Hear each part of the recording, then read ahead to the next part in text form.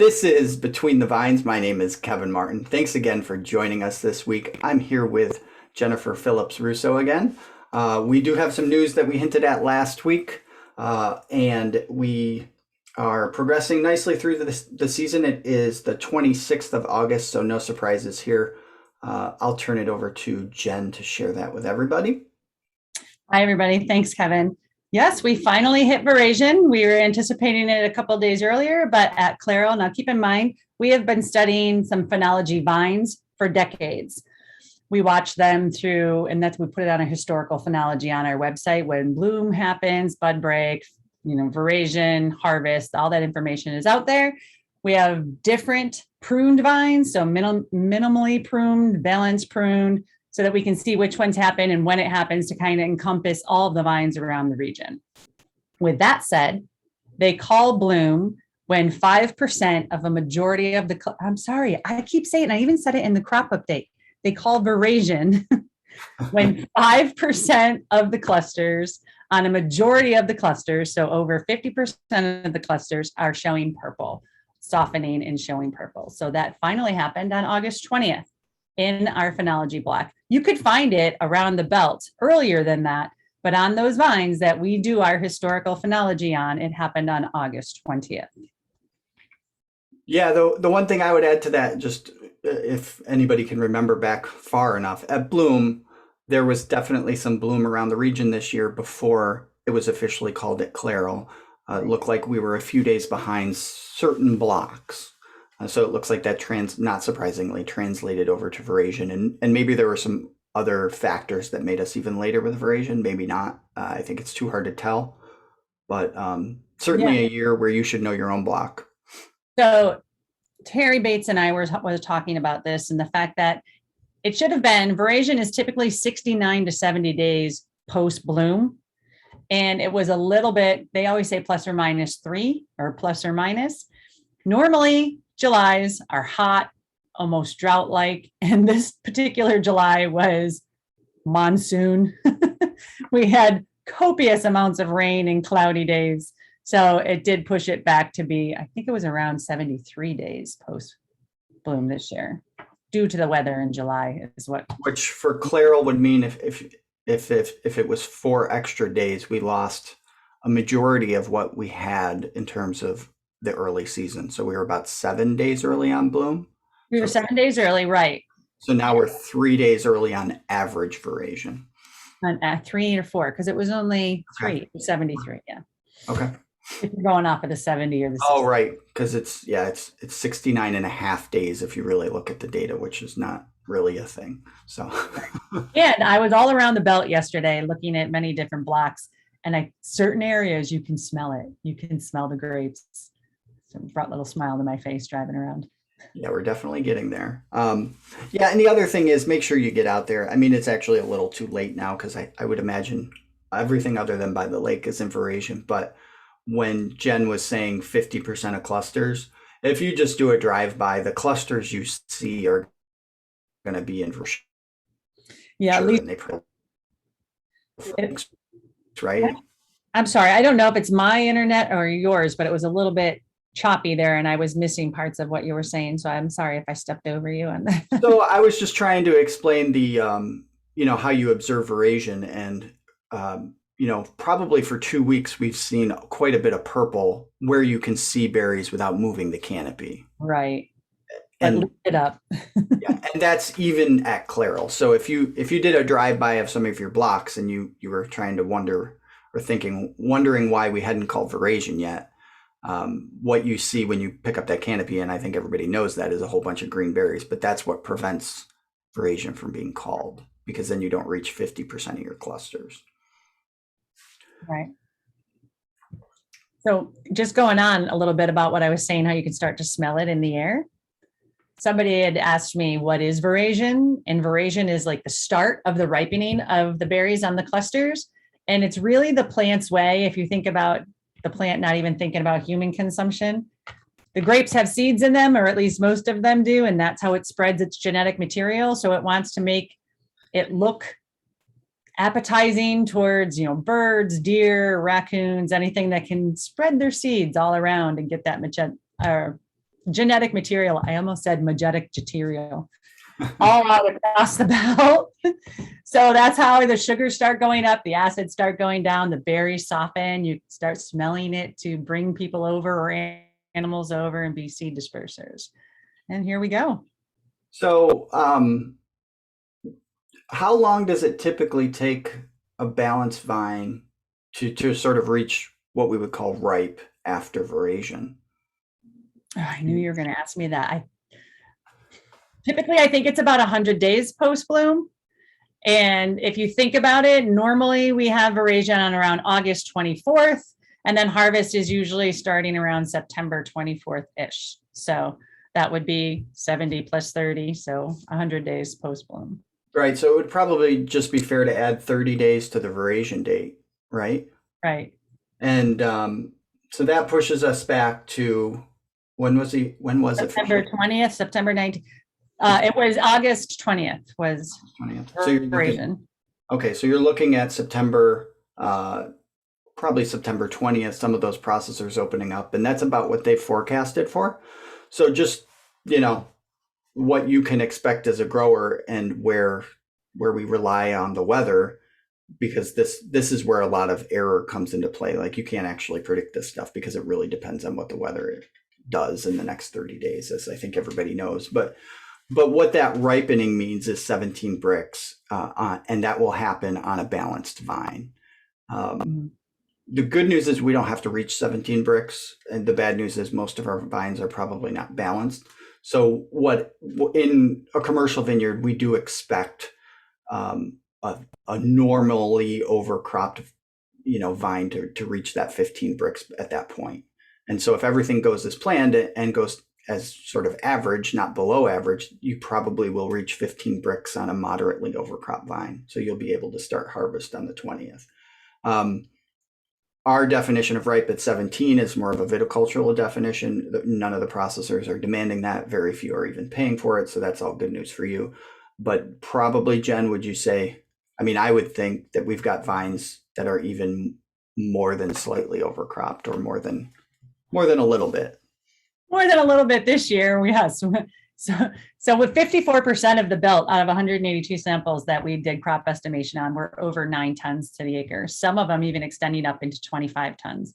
I want to say there was even one that was 27, and everyone said, do we believe these numbers? And that's not going to come to fruition. The vine is not going to let you ripen that. It's going to shake some off. It's going to compensate for itself. So we did have some thinning going on there. However, this was looking like a banger year. We had a rest year last year due to a lot of frost freeze. So the vines were undercropped and they had a lot of reserves and were bigger.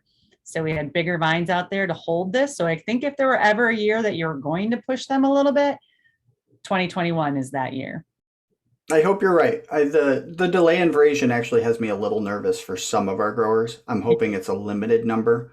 I think anybody less than 10 ton that has a healthy vine is probably going to be, that's 9.5, 10.5 ton. That is kind of pushing it. So I think they'll be okay. I think this was a good year to do that.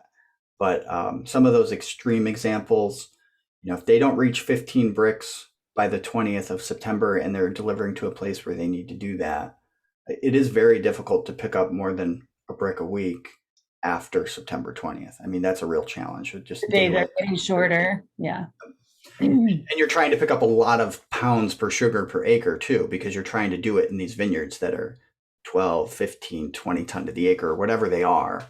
So it is kind of a heavy lift, but I think you're right in terms of, I would imagine that very little is going to not meet minimum standards, just based on the fact that there's a high demand for Concord grapes right now, and it looks like most acreage is going to be certainly close to ripe by October. So there might be some field blending going on and some inefficiencies at harvest that add some costs, but getting it in, I don't think is the question for most growers. Maybe losing some crop to shelling towards the end of October could be an issue. We'll see. I hope not, but that seems like a much more likely possibility at this point. I also don't want to see torrential rains in September. Well, we always do. So I have heard from some of the other varieties and the processors that a lot of the crop is coming in a bit damaged due to split berries and stuff from the rain that we had had previous on some of those earlier varieties. So probably on varieties where they care too. Right. Not that Concord guys don't care, but um, some of you're talking about vinifera and maybe some hybrids that are susceptible to some disease once they're split, more so than Concord. Yeah. Um, yeah, commercial harvest and truckload size harvest really got underway earlier this week. So that's sort of the important business update. Is if some of you are listening to this, you're probably certainly in a harvester doing it. Um, Constellation started pressing. I think we'll see things happen in more earnest through other processors after Labor Day, of course. But some of that early stuff, of course, for small wineries started probably last week or even earlier. But commercially, the large winery Gallo, excuse me. Oh, Um, I'm sure they won't be offended. It was a very new transition. I sort of knew. Took long enough, but they haven't been Gallo very long. This is their first crush as Gallo. So um, that started the 23rd, and from what I've heard so far, it's going really well. And other than maybe some disease and damaged berries, but everything looks like it is where it's supposed to be, at least on the early stuff. Um, I'm still getting questions about prices. I think we covered it mostly last week, but things look pretty good. Specific questions, feel free to give us a call. But everybody really wants Concord. The one trend that I don't know if we covered enough last week is the other varieties prices have been very stable, so they are not adjusting prices automatically. Like, well, if Concord's 300 to 400, then obviously other natives have to be a little bit more because other natives are rare. No, they don't. They're really responding to their direct need for those varieties, and I don't think the wine market is unhealthy, but I don't think it's quite as healthy as the juice grape market. So outside of Niagara's, the primary markets for all those natives are going to be wine, and there's also not a lot of demand for Niagara's and juice, so that those prices don't look bad, but they don't look unusual. Like Concord, I would call unusually high this year till we get used to it. But same with hybrids; those prices are very similar to last year, which have been in decline for a number of years. Are still somewhat healthy, depending on the hybrid. Those prices are very clearly, you can see now, they're based on supply and demand, which we all believe in my world. So it doesn't surprise me, but they're not based on what the grower needs. So if you have a hybrid that's really easy to grow, that makes a high quality wine grape that people actually want, it's probably priced higher than a hybrid that's very difficult to grow and requires a lot more care and maintenance. So if you're in a situation where you've got a hybrid that's easier to grow than a Concord and people want that hybrid, that's where profitability is right now. And if you've got a hybrid that has a lot of bunch closure issues and botrytis, and maybe people don't even want it, that's really not where you want to be. Now, what we'll see is supply and demand will adjust, because hard to grow varieties will be the first thing that growers give up on. I don't know if those prices are low enough to give up on varieties like that, but certainly you're not going to see some of those planted anytime soon. So, and I don't think you're going to see much growth. Well, I shouldn't say that. I don't know if the wine industry is going to grow or not, locally or regionally, but certainly the growth of acreage is going to continue to be very slow or non-existent, with the exception of whatever Gallo decides that they need to do.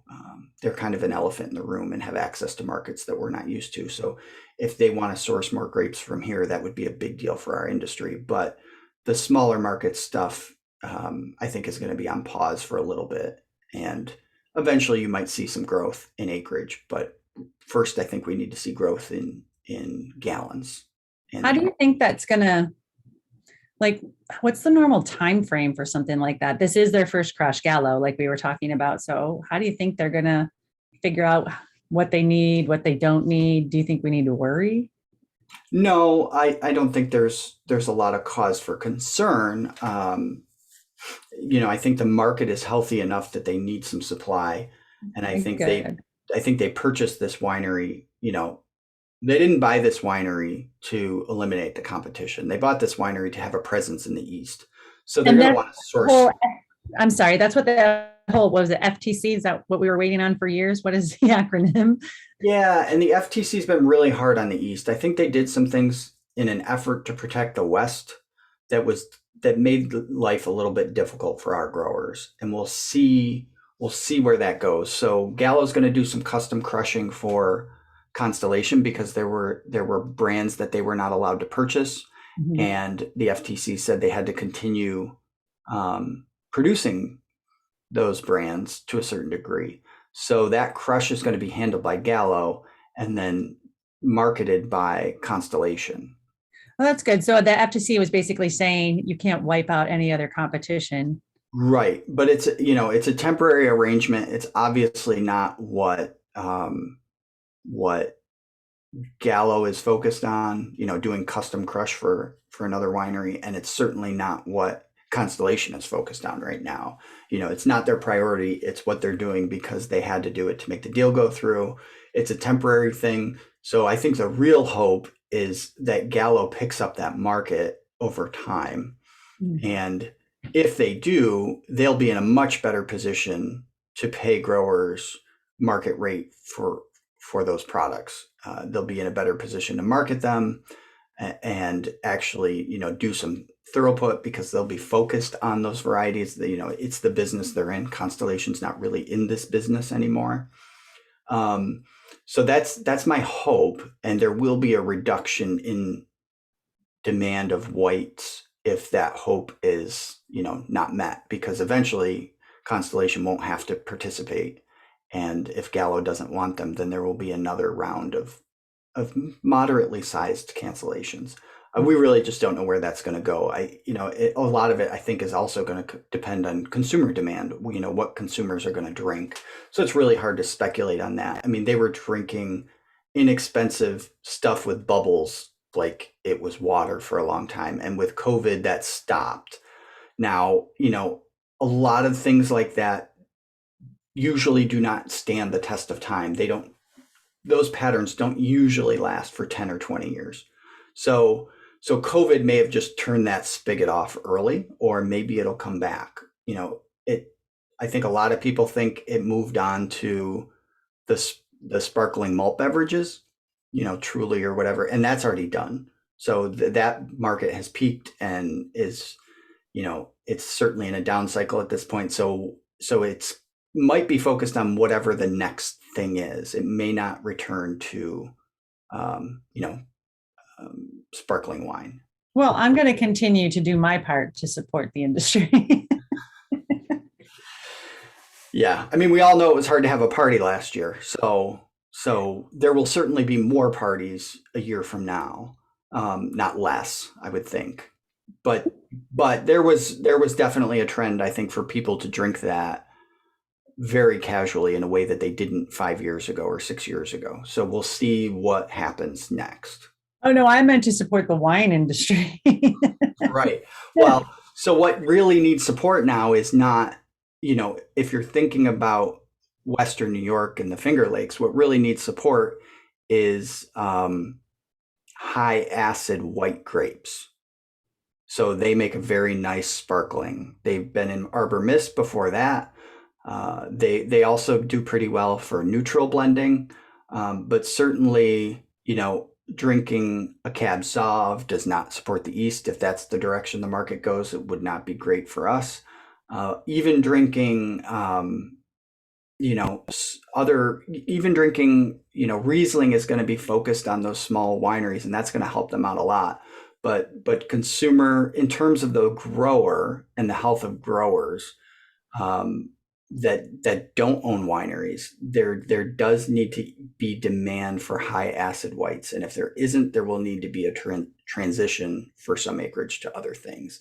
And the one piece of good news is we have this period that the FTC created of sort of a pause, and we'll be able to market some or a lot of those for a few years. So get out there and support your local wineries. Yep. And in the meantime, the juice grape market looks healthy. We talked about that last week. We don't need to get into the details of that again. So enjoy that, while it lasts, do some smart business planning. And, I think everybody can hopefully be in a good position to have healthy vines and healthy balance sheets for the next cycle, because cycles are inevitable. And that's what these peaks are for, to plan for that next trough. So hopefully everybody can do that. All right. Great information. All right. Thank you all for joining us. Happy to finally have Veraison. I think 73 days is as long as it's ever taken since I've been here, but we certainly know that, there is no average in this industry. The average is made up of a bunch of extremes. So it is to be expected in one direction or the other. And now we're looking forward to harvest. And also next week, we'll do another podcast. So join us then. Thanks a lot. Have a great week, everyone.